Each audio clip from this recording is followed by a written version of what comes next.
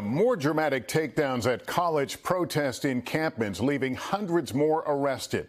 But tonight, the pro-Palestinian movement they joined is still alive and playing out at dozens more of the tent camps that have popped up at other campuses across the country. California Highway Patrol officers on the front lines of a crackdown at UCLA overnight, tearing down the makeshift barricades erected by pro-Palestinian supporters and moving in to arrest those who defied orders to disperse. The sweeping operation captured on live TV. President Biden breaking his silence on the demonstrations, expressing his support for peaceful protests, but adding we're a civil society and order must prevail.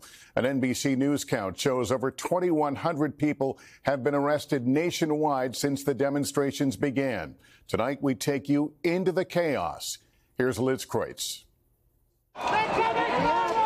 With the clashes between college campus demonstrators and police reaching new heights, today President Biden condemning violent, disruptive protests.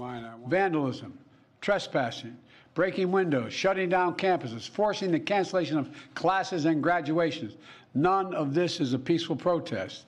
Threatening people, intimidating people, instilling fear in people is not a peaceful protest. It's against the law. Dozens of universities and colleges across the country continuing to grapple with how to handle the growing movement of pro-Palestinian demonstrators. This morning at UCLA, law enforcement breaching the massive encampment just before dawn. All right, police and riot gear. Right now, you hear the flashbangs there, but the police, they are breaching the barrier, trying to make their way into the encampment. The students, though, they are pushing back and trying to hold the line. Demonstrators, many of them in hard helmets and gas masks, appearing to use fire extinguishers aimed at police trying to fend them off. Police pushing back with overwhelming numbers. California Highway Patrol officers making hundreds of arrests. We're not going to back down. We have to be forced. Students demanding divestment from Israel, but also taking their protests beyond the war in Gaza, calling for defunding the police as well, and asking supporters to bring them supplies, including material for shields, umbrellas, and water. Today, the campus left covered in trash and busted tents. The university's iconic Royce Hall defaced with graffiti. Some of those arrested, now released from a downtown jail, speaking out. How do I feel? I've never felt more proud of myself or my community. Across the country at Columbia University in New York, the NYPD today releasing portions of body cam video from Tuesday night's raid to clear Hamilton Hall. Police finding protesters sitting on the ground with arms linked. Nationwide, more than 2,100 arrests have been made connected with campus protests. Today, Portland State University campus closed down as police made 12 arrests and cleared the school's library. Overnight, 4 arrested at Yale, 90 removed from campus at Dartmouth. And at the University of Wisconsin's Madison campus, defiant students reestablishing their tents just 24 hours after police disbanded the encampment there. We're going to be here indefinitely until they meet our demands. Back at UCLA, cleanup is underway. Professor Graham Blair, who was arrested this morning in the encampment, is defending the students' right to protest, despite some of the tactics they've used.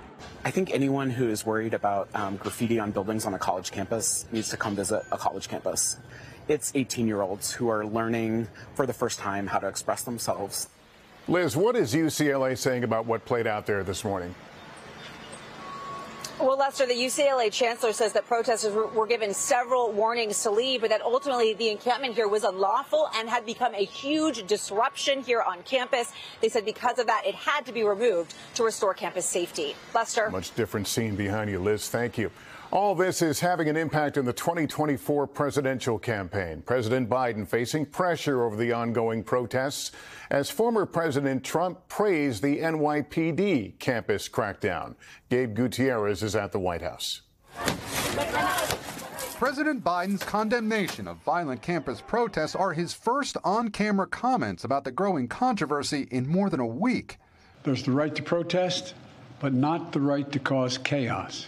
The president says he won't call in the National Guard, and he bluntly rejected the protesters' demands to change his policy in the Middle East. Mr. President, have the protests forced you to reconsider any of the policies with regard to the region? No. President Biden is facing mounting political pressure. Some Democrats want him to do more to support Palestinians, while many Republicans are blasting him for not speaking out earlier. In moments like this, there are always those who rush in to score political points. But this isn't a moment for politics. It's a moment for clarity. Still, the war is playing a larger role in the 2024 campaign. We demand a ceasefire! For months on the trail, the president's faced growing pro-Palestinian protests. I used to support him until I realized who he really was. But the tensions are boiling over this week. These are radical left lunatics, and they got to be stopped now because it's going to go on and on. Former President Trump is praising the police response at Columbia University. It was a beautiful thing to watch, New York's finest. But Mr. Trump is also drawing controversy for an interview where he would not commit to respecting the outcome of the election, saying if everything's honest, I'll gladly accept the results. If it's not, you have to fight for the right of the country. The president firing back late today. Mr. President, are you worried that Trump says he won't accept the election results?